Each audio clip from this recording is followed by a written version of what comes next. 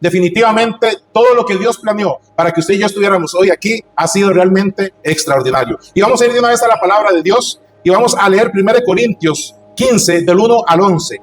Y vea lo que dice la palabra de Dios. Ahora, amados hermanos, permítanme recordarles la buena noticia que ya les prediqué. En ese entonces la recibieron con gusto y todavía permanecen firmes en ella. Esa es la buena noticia que los salva si ustedes siguen creyendo el mensaje que les prediqué, a menos que hayan creído algo que desde un principio nunca fue cierto. Yo les transmití a ustedes lo más importante y lo que se me había transmitido a mí también. Y vean lo que aclara Pablo, dice: Cristo murió por nuestros pecados, tal como dicen las Escrituras. Fue enterrado y al tercer día fue levantado de los muertos, tal como dicen las Escrituras. Lo vio Pedro y luego lo vieron los 12. Más tarde lo vieron más de 500 de sus seguidores a la vez, la mayoría de los cuales todavía viven, aunque algunos ya han muerto. Luego lo vio Santiago y después lo vieron todos sus apóstoles. Por último, como si hubiera nacido en un tiempo que no me correspondía, también lo vi yo.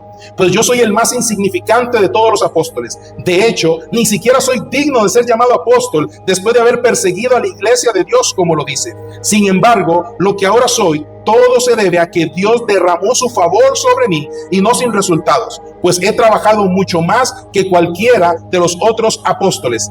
Pero no fui yo, sino Dios quien obraba a través de mí por su gracia. Así que no importa si predico yo o predican ellos, porque todos predicamos el mismo mensaje que ustedes han creído. Gloria al Señor. Ve, hermanos, qué hermoso esto que Pablo escribe.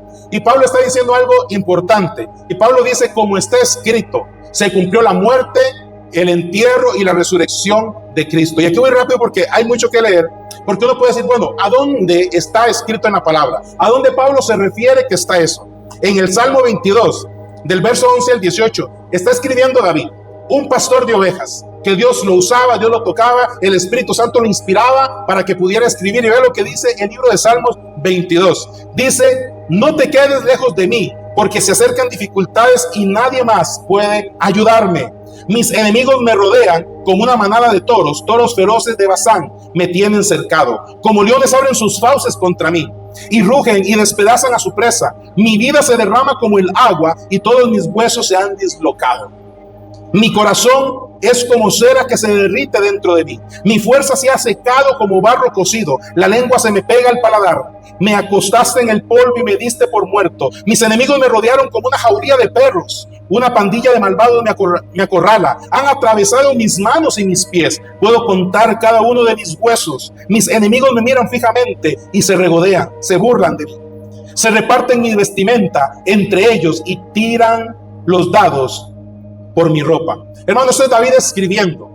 Y realmente el Espíritu Santo inspira a David para que David empiece a profetizar como que si fuera Jesús mismo el que está hablando.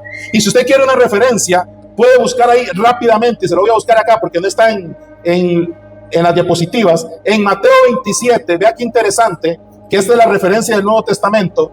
Mateo 27, 27 dice: entonces los soldados del gobernador llevaron a Jesús al pretorio y se reunieron alrededor de él toda la compañía. En el Salmo de David decía, ahí está, bueno, sí lo puse, mira, ve, gloria a Dios.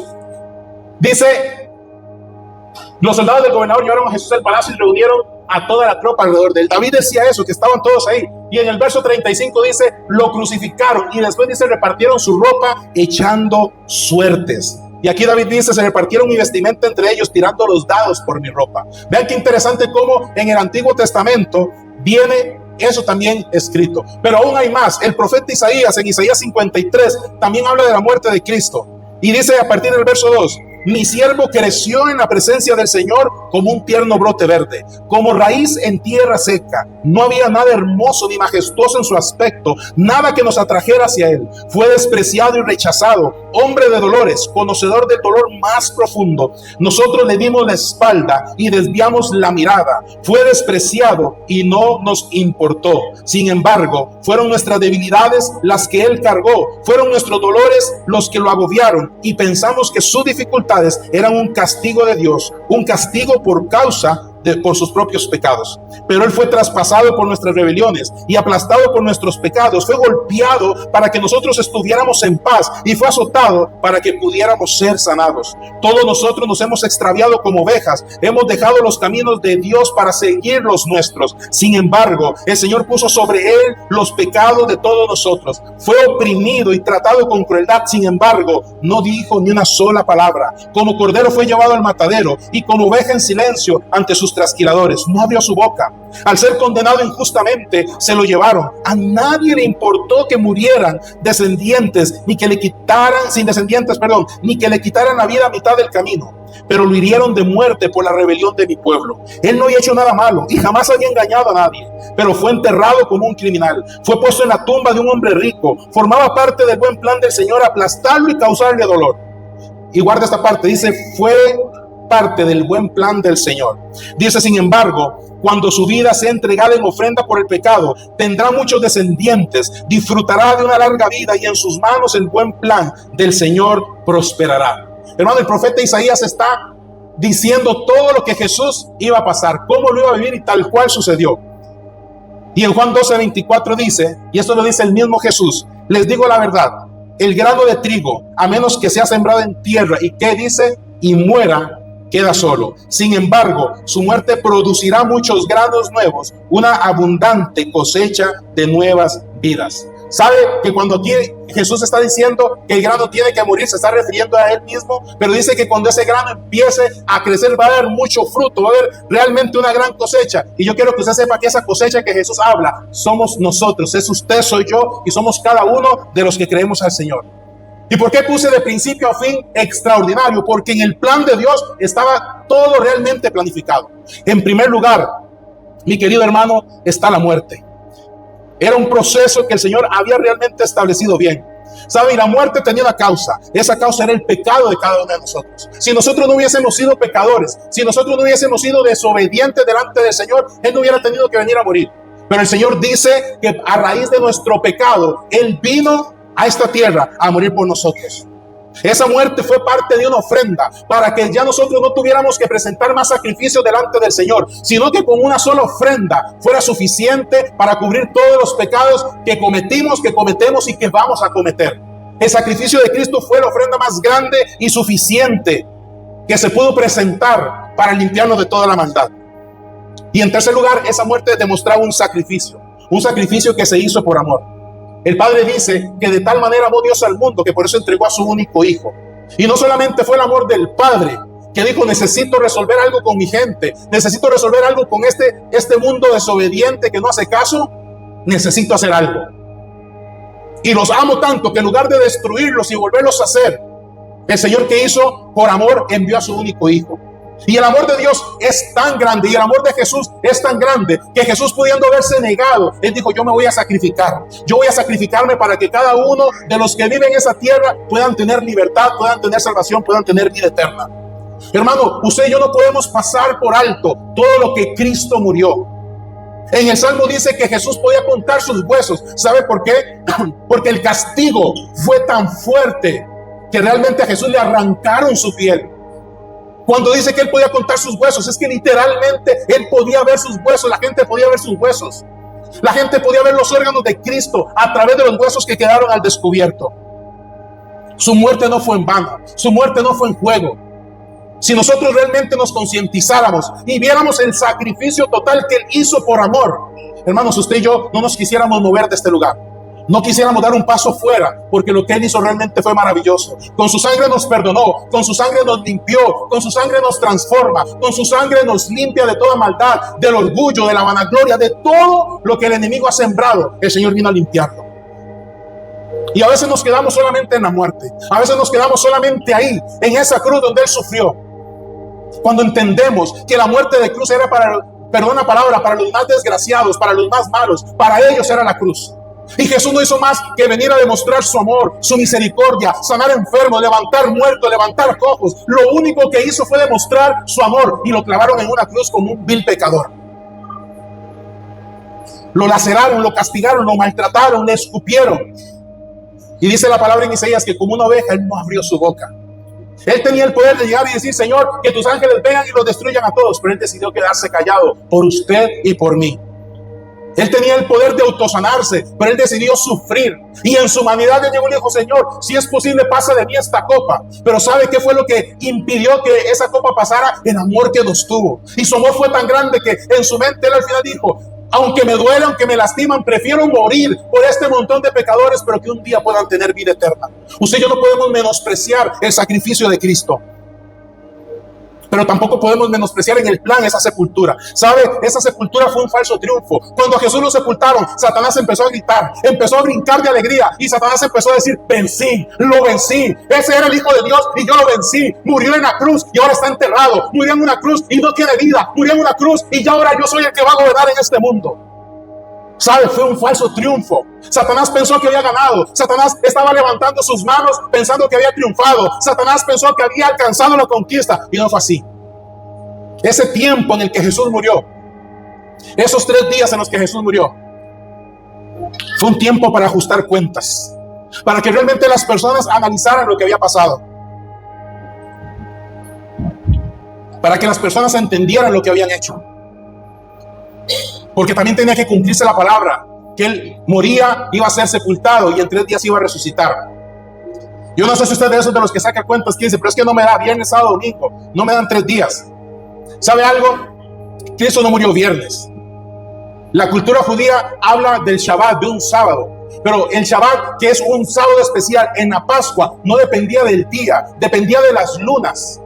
Y justamente en esta época, ese Shabbat, ese día especial no caía sábado. Ese Shabbat caía, más o menos, se entiende que caía jueves. Para los judíos un día era la tarde y la mañana, han leído, dice, era la tarde y la mañana del día siguiente. Y Jesús muere más o menos un jueves. Tarde y mañana, viernes un día, tarde y mañana al sábado 2 días, tarde y mañana del domingo 3 días. Era necesario que él estuviera ahí sepultado. Era necesario que estuviera. ¿Y por qué? Porque la gente tenía que activar su fe. La gente tenía que creer que el Cristo que habían seguido realmente no había muerto. Muchos estaban ahí asustados, a pesar de que él les dijo que tenía que pasar. No estaban creyendo, tenían que ajustar su fe, tenían que ajustar sus convicciones. Hermanos, hay que ajustarlas realmente cada día, porque ellos que estuvieron con Jesús, caminaron con Jesús, vieron los milagros, les costó. A nosotros a veces también nos va a costar, pero tenemos que ajustar nuestra fe y creer que ese tiempo que pasó sepultado, simplemente fue para afianzarnos. Y ese tiempo simplemente fue un corto festejo. ¿Sabe por qué? Porque llegó el tiempo en que esa sonrisa que estaba en el rostro de Satanás se iba a borrar. Porque lo que él pensó que se había consumado, no se había consumado, porque lo que Satanás estaba celebrando lo iba a tener que dejar de celebrar. Y vino la resurrección, una profecía. ¿Sabe cuántos años habían desde el Salmo 22 que leímos ahora hasta la resurrección de Cristo? Habían pasado 1000 años. Y David, inspirado por el Espíritu Santo, profetizó de la muerte de Jesús. Habían pasado 1000 años que David ni tan siquiera sabía qué iba a pasar, cuándo iba a pasar y cómo iba a pasar. Y David, por el Espíritu Santo, escribe de la muerte del Señor. El profeta Isaías escribe el capítulo 53, 700 años antes de la muerte de Cristo. Hermano, es imposible que nosotros no creamos en la palabra de Dios y que pensemos que son solamente historias, cuando entre David y Isaías hay 300 años de diferencia y están hablando de la misma persona, están hablando exactamente lo mismo que va a pasar. Es imposible que esas personas se hayan puesto de acuerdo. Si hubieran sido de la misma época, pongámonos de acuerdo y escribamos algo, pero no es así. Estaban totalmente separados. ¿Por qué? Porque el plan de Dios es perfecto y de principio al fin Él quería que ustedes y yo supiéramos que Él nunca falló, Él nunca se equivocó, Él nunca se equivoca en tu vida, Él nunca se equivoca en lo que estás pasando. Él es perfecto y el plan de Él se va a cumplir. Al principio hay dolor, al principio hay desgaste, al principio pasan cosas negativas, pero al final su gloria va a resplandecer sobre tu vida y lo que estaba muerto en el nombre de Jesús va a resucitar, porque Él dijo que lo iba a resucitar. Él dijo que lo iba a levantar. Esa resurrección fue un triunfo. Esa resurrección fue levantarse sobre la muerte. Esa resurrección fue decir al diablo, a la muerte: no tienes más poder, no tienes poder sobre mí y no vas a tener poder sobre mis hijos. Este sacrificio fue único y suficiente. Tanto así, mi querida iglesia, que usted y yo no tenemos que presentarle un sacrificio, sino simplemente venir y entrar a la presencia del Señor. Antes había que entrar con un cordero y sacrificarlo. Hoy tenemos que entrar con un corazón contrito y humillado delante de Él. Y poder presentarnos y decirle: Señor, aquí estoy, porque lo que tú ganaste me lo diste a mí, el triunfo que tú tuviste me lo diste a mí. Y sobre todo, ¿sabe qué fue lo mejor? Esa resurrección fue una coronación que el Padre hizo sobre Jesús. Lo coronó sobre el mundo y dijo: ahora tú eres el rey de esta tierra, tú eres el Señor de este mundo. Tanto así que la palabra dice que nadie llega al Padre si no es a través de Jesús. Nosotros lo coronamos y usted y yo lo tenemos que coronar en nuestra vida y hacerlo nuestro rey y hacerlo nuestro Señor. Y como rey y protector de nuestra vida, Él va a provocar que las cosas pasen si estamos agarrados a Él. Si nosotros estamos asidos a su palabra, si estamos agarrados a Él con todo el corazón, si dejamos que el Espíritu Santo nos guíe, estamos reconociendo que tiene una corona. Estamos reconociendo que es Dios. Estamos reconociendo que tiene el control de nuestra vida. Pero si nosotros venimos delante de Él y en nuestra vida no lo reconocemos, le quitamos la corona de rey cuando nos conviene, y cuando no nos conviene, no. Hermano, no podemos hacerlo rey según nuestras circunstancias. A veces Él va a ser rey de nosotros cuando todo está bien, pero cuando todo no está bien, deja de ser nuestro rey. Hacemos las cosas a nuestra manera. Pero si Él realmente es rey de nuestra vida, vamos a sujetarnos a Él, vamos a hacer lo que Él nos pide, vamos a cuidar la palabra que hay en Él. Él dice: ámense unos a otros, ame a su amigo, ame a su enemigo. Ore, lea, ore sin cesar, dé gracias todo el tiempo, hermano. Eso es lo que hacemos cuando coronamos al Señor como rey sobre nuestra vida. Y sabe algo, eso es lo que a Satanás le molesta, eso es lo que a Satanás le quita la alegría. Cuando usted y yo reconocemos que Él es grande y es poderoso, cuando nosotros reconocemos que Él es rey de reyes y señor de señores. ¿Sabe qué le quita la alegría a Satanás? Cuando nosotros nos levantamos y vamos como un día de ayer, que fuimos ahí a las calles a declarar que Jesús es el Señor, a evangelizar a la gente que no conoce de Cristo. Eso le borra la sonrisa a Satanás. ¿Sabe por qué? Porque Satanás sabe que lo estamos coronando sobre nuestra vida, que es nuestro Señor. A Satanás le borramos la sonrisa cuando vamos a las aguas y vemos cómo la gente se bautiza y dice: las cosas viejas pasaron, y aquí todas son hechas nuevas.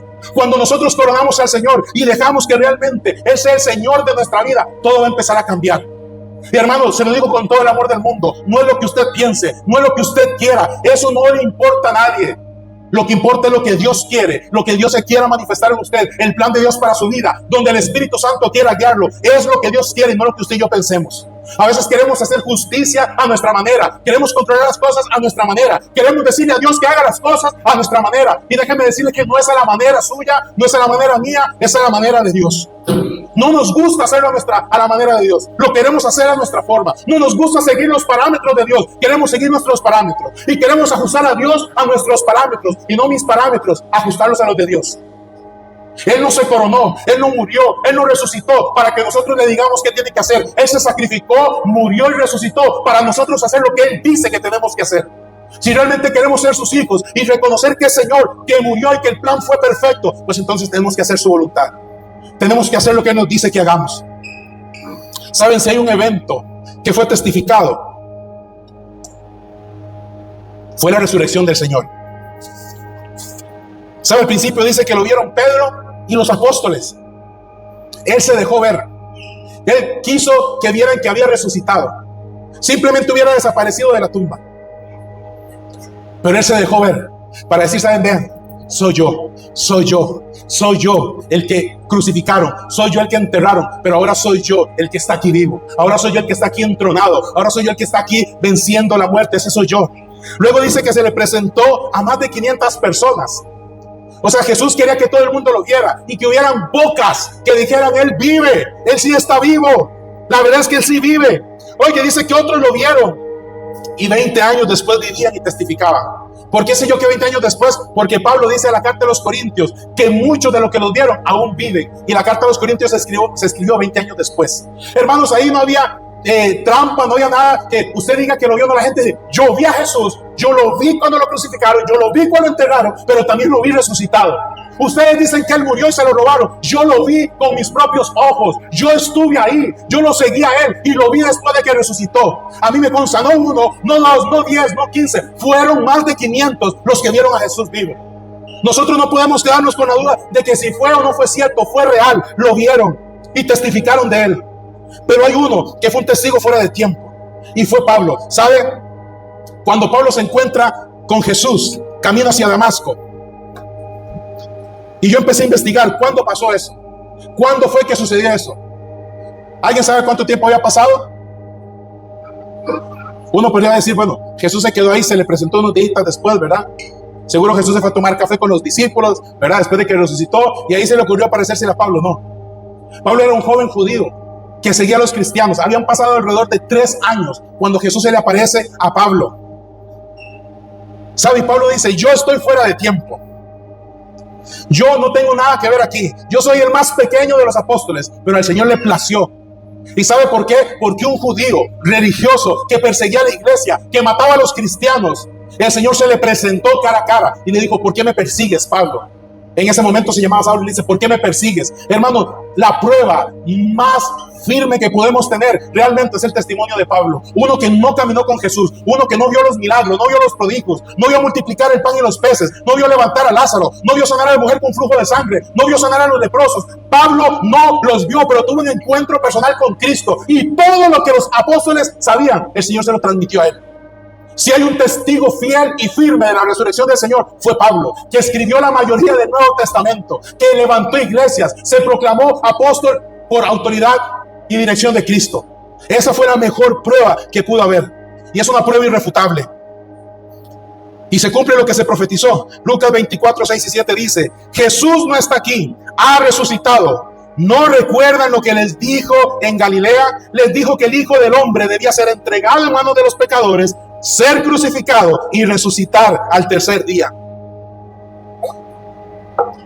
Un hombre común y corriente no podía profetizar eso, y simple y sencillamente que pasara. Por más que usted y yo queramos, bueno, voy a hacerme muertito, voy a morirme 3 días, 4 días, y en 4 días me voy a levantar, hermano. Por más que queramos, no lo vamos a poder hacer. Usted mañana, aunque usted ponga 25 despertadores y suenan los 25 al mismo tiempo, si no es la voluntad del Padre que usted se despierte, van a agotarse las pilas de esos despertadores y usted no va a despertar. Jesús resucitó porque el poder del Espíritu Santo que venía el Padre estaba sobre él, y esa era la victoria sobre la muerte y sobre Satanás. ¿Sabe algo, mi querido hermano? Hay pruebas tan irrefutables. Y ahí la siguiente filmina.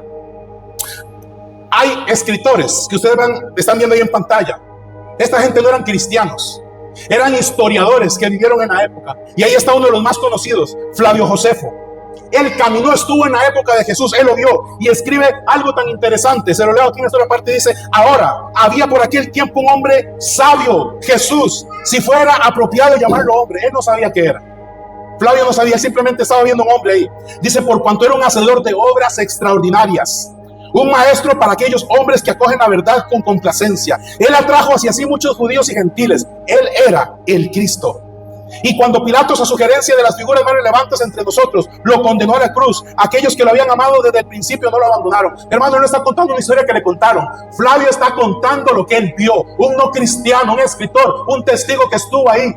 Para el que dice, esa historia fue mentira, este fue un hombre que la historia dice que existió, que la historia dice que era real, y él está hablando de Jesús. Dice, y él se les apareció vivo nuevamente al tercer día, tal y como los divinos profetas habían anunciado sobre estas y miles de otras cosas increíbles acerca de él. Y la tribu de los cristianos, así llamados en su nombre, perdura hasta hoy. Más de 2000 años después, esa tribu somos usted y yo, y perduramos hasta hoy.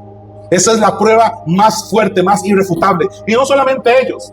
Ahí está Tácito, Suetonio, Plinio el joven, Flavio Josefo. Y cuando ustedes van a la historia y leen de ellos, concuerda con lo que escribe Marcos, Mateo, Lucas y Juan. Hermanos, no son historias simplemente. La Biblia no es una historia, la Biblia es real. La Biblia realmente cuenta lo que sucedió. ¿Sabe, mi querida iglesia? Y el tercer punto para ir terminando. Usted y yo, sin merecerlo, recibimos lo extraordinario. Recibimos un favor especial. En Hebreos 13, 20, 21 dice, y ahora que el Dios de paz, quien levantó de entre los muertos a nuestro Señor Jesús, el gran pastor de las ovejas, y que ratificó un pacto eterno con su sangre, los capacite con todo lo que necesiten para hacer su voluntad, que Él produzca en ustedes, mediante el poder de Jesucristo, todo lo bueno que Él le agrada. A Él sea toda la gloria, por siempre y para siempre. Hermano, no solamente bastó que muriera en la cruz, no solamente bastó que derramara toda su sangre, no solamente bastó que quedara ahí crucificado, exposición pública. Además de eso, de perdonarnos, ¿sabe qué dice la palabra ahí? No sé si a usted le queda claro, dice, y Él nos va a capacitar. El Señor nos va a capacitar. Usted puede estar aquí diciendo, yo no sé cómo hacer, yo no sé cómo avanzar, me cuesta esto, no sé cómo salir adelante, me gana la duda, me gana el problema, me gana la situación, me gana la adversidad, yo no sé cómo hacerlo. Si usted no sabe cómo hacerlo, sométase al Señor, que es el único que lo va a capacitar para que usted pueda salir adelante. Hermanos, usted y yo no vamos a poder hacer nada si no estamos capacitados por el mismo Señor. Claro que hay problemas, claro que hay aflicciones, hermanos, pero no le podemos hablar de problemas a Jesús, porque usted y yo no vivimos ni la mitad de los problemas que Él vivió. Usted y yo sufrimos por una deuda, sufrimos porque tenemos escasez, sufrimos porque de repente alguien se enferma. ¿Sabe? Él sufrió en carne propia el dolor, Él sufrió el pecado, Él sufrió la angustia, Él sufrió morir en la cruz, ser escupido, ser castigado. Él aguantó una corona de espinas en su cabeza. Yo no quiero que usted sienta lástima por Jesús hoy, pero ¿sabe qué? Sí me gustaría que usted por un momento se pudiera al menos pensar, ponerse en los zapatos del Señor por un minuto, y que usted pueda ver todo lo que realmente Él hizo por usted y por mí, y que cuando nosotros nos quejamos por cualquier tontería, y perdón que lo diga así, que Él diga, ¿sabes, hijo? Cuando me estaban escupiendo, cuando me estaban pegando con los látigos, cuando me estaban arrancando la piel, cuando me clavaron las espinas en mi cabeza, yo no me quejé. ¿Y sabe por qué no me quejé? Porque lo estaba sufriendo por ti y por ti. ¿Sabe, hermano? A veces somos malagradecidos con el Señor. A veces somos malagradecidos con lo que Él nos da. Y cuando Él nos llama para capacitarnos, cuando Él nos llama para formarnos, cuando Él nos llama para instruirnos, cuando el Espíritu Santo quiere tomarnos para guiarnos por el buen camino, le damos la espalda. Hermanos, si a Jesús en el último minuto le hubiera placido dar la espalda y decirle, ¿sabes qué, Padre? Estos son un montón de malagradecidos, no voy a continuar con esto, no se lo merecen. Hermano, posiblemente usted y yo ni estuviéramos aquí. Posiblemente ya el Señor, como en Sodoma y Gomorra, hubiera destruido todo. Porque imagínense que habiendo el Señor muerto por nosotros, estamos viendo este mundo tan desordenado, tan corrupto como lo estamos viendo. Ahora, si Él hubiera muerto por nosotros, ¿qué hubiera pasado? Yo no creo que hubiera aguantado ni 1000 años este mundo con lo que hay. Hermanos, cuando estamos pensando en el sacrificio de Cristo, cuando Él nos dice que Él nos va a capacitar, no es solamente que nos va a capacitar para hacer cosas maravillosas y extraordinarias. Cuando Él nos dice que nos va a capacitar, Él nos va a capacitar, ¿sabe para qué? Para poder amarnos unos a otros, para poder soportarnos los unos a otros. Pablo escribe en 1 Corintios 13, el amor todo lo soporta, el amor todo lo sufre, el amor todo lo cree. Y no está hablando del amor de noviecitos que se dan un piquito, no está hablando de ese amor. Pablo está hablando del amor ágape, del amor de Dios, que es un amor que realmente todo lo sufre, todo lo puede, todo lo aguanta, todo lo soporta. Ese amor que el Padre dio por nosotros es el amor que nosotros ahora tenemos que dar por Él. Dejar de quejarnos por el problema y decir, Señor, tu amor está en mí, voy a soportar el problema. Voy a dejar de quejarme y voy a salir adelante. Voy a dejar de pelear con mi hermano, voy a hacer las paces y voy a tratarlo en amor, porque eso es lo que tú me mandas. Voy a dejar de quejarme por lo que me dicen o me dejan de decir. Voy a dejar de quejarme por la adversidad de este mundo. Voy a dejar de quejarme por los problemas. Hermano, deje de quejarse y deje que el Señor lo capacite. Deje que el Señor lo capacite.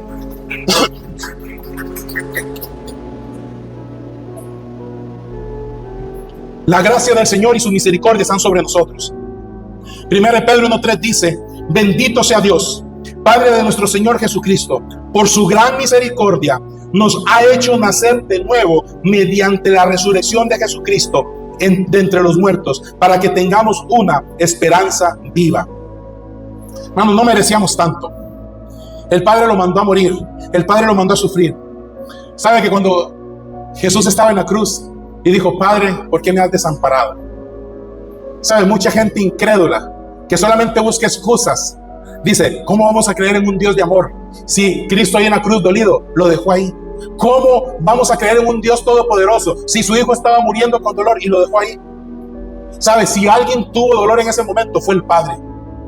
Pero Él tampoco abrió su boca, porque desde el cielo lo pudo haber cambiado todo. Pero ¿sabe por qué el Padre se quedó callado? Porque era necesario ese sacrificio para que usted y yo tuviéramos vida. Era necesario el sacrificio, el dolor, esa muerte en la cruz de Cristo para que se pudieran cambiar todas las cosas. Era necesario esa muerte en la cruz. ¿Sabe para qué? Para que se rompiera el velo y ahora usted y yo tengamos acceso directo a Dios. Era necesario que eso pasara. Dios no se quedó callado simplemente por quedarse callado. Dios se quedó callado porque aunque le dolía ver a su hijo ahí sufriendo, Jesús en su humanidad, en sus emociones sintiendo mal, era necesario que Él pasara eso.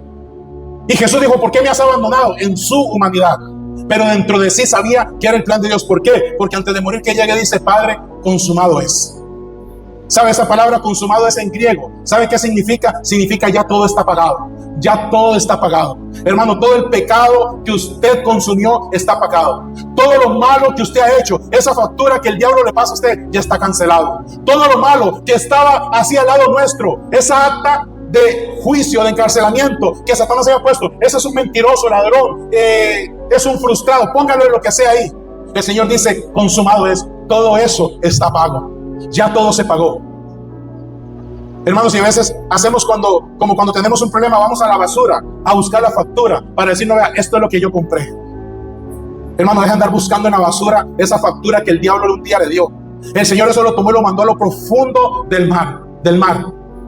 Y usted no se tiene que acordar de eso. Cuando el diablo venga a recordarle su pasado, cuando el diablo venga a recordarle lo malo que usted hizo, cuando el diablo llegue a recordarle que usted es un perdedor, un fracasado, ¿sabe qué tiene que hacer? Decirle a Satanás: mi Jesús un día dijo: consumado es. Mi Dios un día dijo: ya yo pagué todo. Mi Jesús un día dijo: ya eso se canceló y no tiene más poder sobre mis hijos. Cuando el diablo llegue a decirle que usted no puede, usted se tiene que levantar y decir: mi Cristo me dijo que sí podía.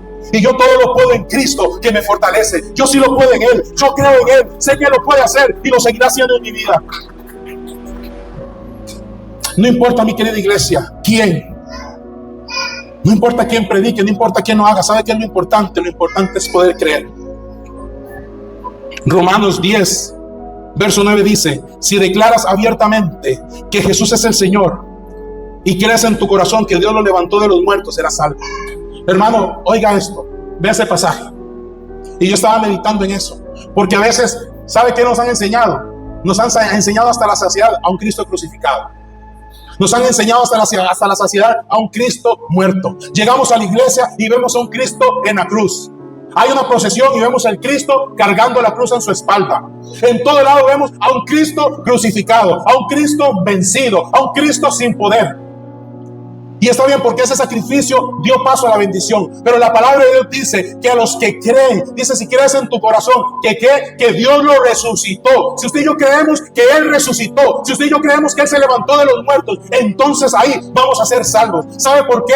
Porque el tema no fue morir. Todos van a morir. El tema es que no hay uno solo que haya resucitado entre los muertos al tercer día. No hay uno solo que esté ahora a la diestra del Padre intercediendo por nosotros. No hay uno solo, sino solamente Jesús. Y cuando nosotros entendemos que realmente Él fue el que murió, no me importa quién lo diga, no importa lo que pase, lo que importa es que yo crea y que le haga creer a otras personas que Él lo puede hacer. Él resucitó para que usted tenga vida y tenga vida en abundancia. Él resucitó para que su fe crezca. Él resucitó para que usted cambie su manera de vivir. Él resucitó para que usted cambie su manera de pensar, que deje de pensar en el mundo, que deje de depender del mundo, sino que dependa de Dios. Dependemos del mundo para todo, mis queridos hermanos. Dependemos del mundo para todo.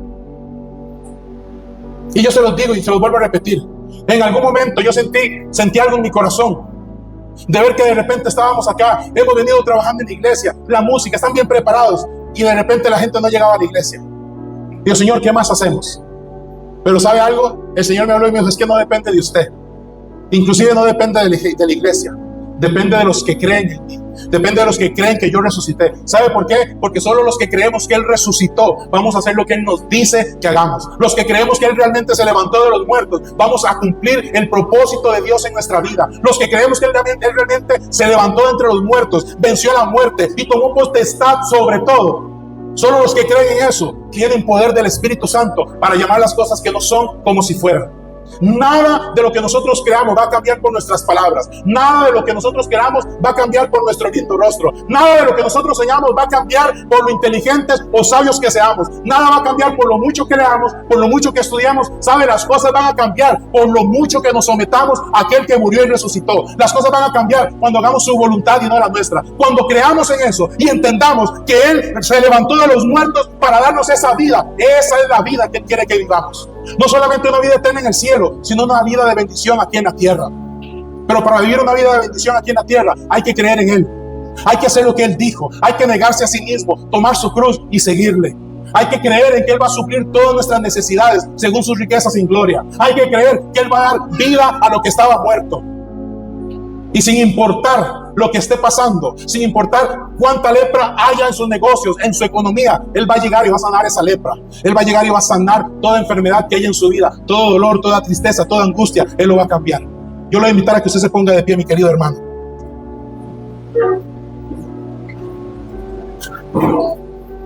¿Sabe, iglesia? Definitivamente, de principio a fin, el Señor es maravilloso. De principio a fin, el plan de Dios es extraordinario. Uno podría pensar, ¿cómo va a ser extraordinario que alguien tenga que sufrir todo lo que sufrió? ¿Cómo puede ser extraordinario que alguien pase lo que Jesús pasó? ¿Cómo va a ser eso extraordinario? Pero ¿sabe? El plan de Dios fue perfecto. Y fue perfecto para que hoy estemos aquí declarando que Él es Dios, que Él es grande, que Él es nuestro Rey y nuestro Señor. ¿Sabe por qué insistimos en que la gente venga a la iglesia? ¿Sabe por qué insistimos en que la gente se congregue? Porque en el plan de Dios está claro y dice que las puertas del infierno no prevalecerán contra la iglesia. Y el plan de Dios estaba en eso, en la iglesia, en usted, en mí, en todos nosotros juntos. Hoy vamos a celebrar la cena del Señor. Vamos a celebrar la cena del Señor. Y saben, el canto que entonábamos ahora dice: en memoria de ti. Que todo lo que hagamos, ¿verdad?, juntos como hermanos, ¿verdad?, sea en memoria de ti. Hermano, la cena del Señor no la hacemos para recordar con tristeza que Él murió en la cruz. La cena del Señor la celebramos porque creemos que Él resucitó y creemos que Él volverá un día por nosotros. Creemos que Él es nuestro Señor y creemos que su obra se va a ir perfeccionando en cada uno de nosotros.